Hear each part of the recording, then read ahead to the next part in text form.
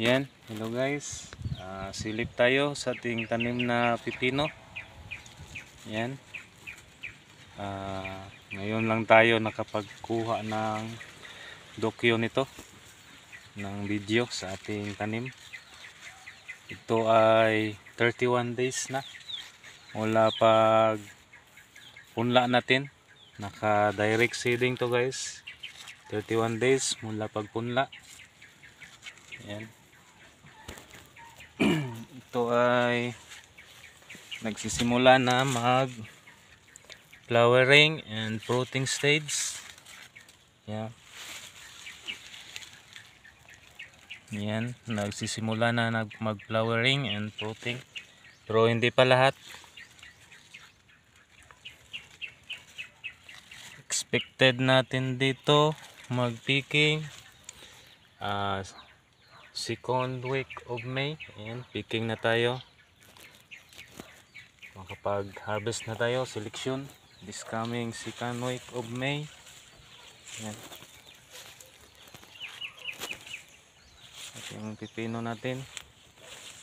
Ngayon lang tayo nakapag kuha ng video dokyo sa ating mga tanim na pipino kasi sobrang abala natin sa ating ibang tanim. Mayroon tayong tanim dyan sa kabila.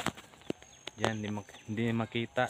May talong tayo dyan na 2,200 hills. Tapos doon pa sa kabila sa bahay may ampalaya pa tayo doon. Tapos nagtanim din kami ng kamatis na 2,000 hills. Ngayon dito muna tayo sa pipino, magawa ng dokyo sa ating pipino sa tag-init. Ayan,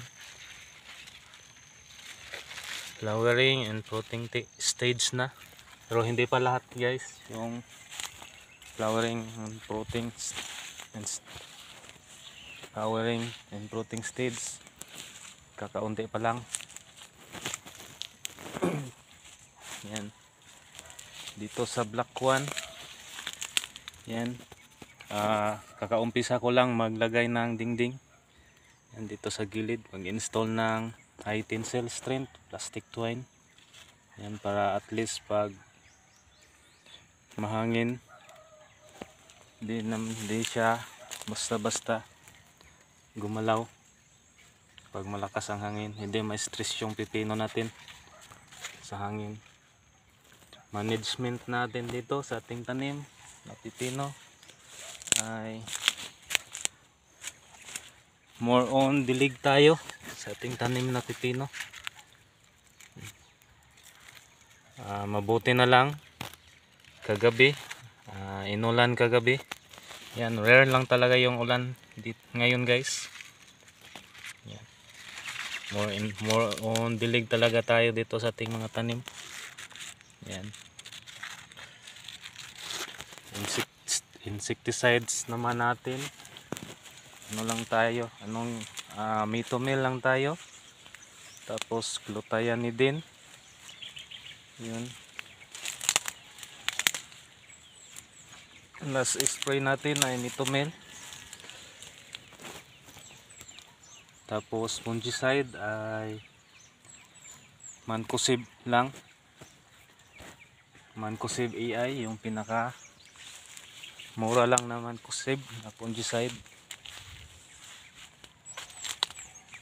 Hindi naman tayo worry sa fungus nito kasi walang ulan, bihira lang ang ulan. Hindi naman palaging mag moist yung mga dahon ng ating pipino, kaya hindi tayo makakita ng yellow spot or leaf spot, ano bang tawag nila dyan. Kaya lang may mga leaf miners. Yan, pero control na natin yung leaf miners guys sa ating tanim. Yan, so yan lahat ng ating mga pipino. Nasa around 2,800 hills lang to. Yan. Supposed to be 3,000 hells to. Kaya lang sa tansya ko mga 200 hells yung casualties dahil sa init. Yan. Marami tayong casualties sa ating tanim kasi naka direct seeding tayo. Tapos yung pang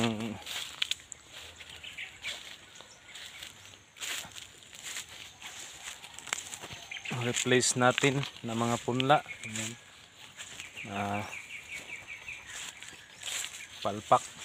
Palpak yung pang replace natin kasi kinain ng mga langgam.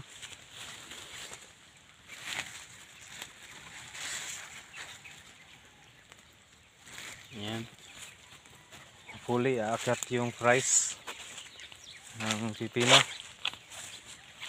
this coming May. Ayan. Hindi naman tayo naghabol dito ng mahal na presyo. Ang sa atin ay kahit regular price lang, yan, okay na sa atin.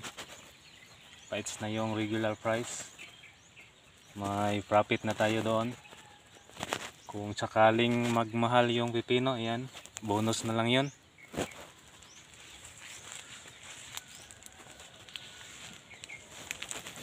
Yan, kahit tag-init, ayan,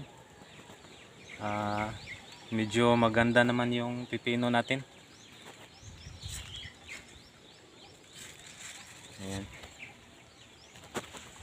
Kasi dilig tayo dito.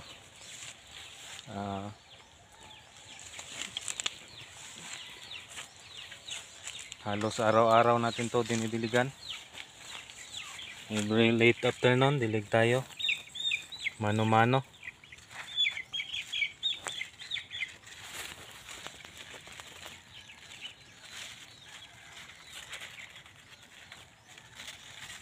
Yan. Hopefully makakuha tayo dito ng 1 kilo per puno. Ayan. Ayan. Lahat ng tanim ko na pipino noon, ayan, naka-average naman tayo 1 kilo per puno. Ayan. Yun lang yung target natin sa ating mga tanim na pipino. Pang 4th attempt na to guys na aking tanim na pipino. Kaya lang ngayon bihira na lang ako makapag kuha ng dokyo sa aking mga tanim kasi sobrang abala talaga. Yan. Kasi hands on talaga tayo dito sa ating mga tanim. Yan. Kaya naman natin kasi maximum natin na tanim every crops nasa around 300 3,000 hells lang. Yan, maximum na natin yan. Like pipino 3,000 hells lang tayo. Talong ganoon din 3,000 hells. Pati kamatis, yan. So yan lang guys. Hopefully marami tayong ma-inspire sa ating mga kinukuha na dokyo na video sa ating mga tanim. Yan. So hanggang dito na lang guys, update na lang tayo. Yan, ako nga pala si JC, nagsasabing be simple, be humble, work smart, at sipag lang para i-bless. Salamat. Happy farming guys.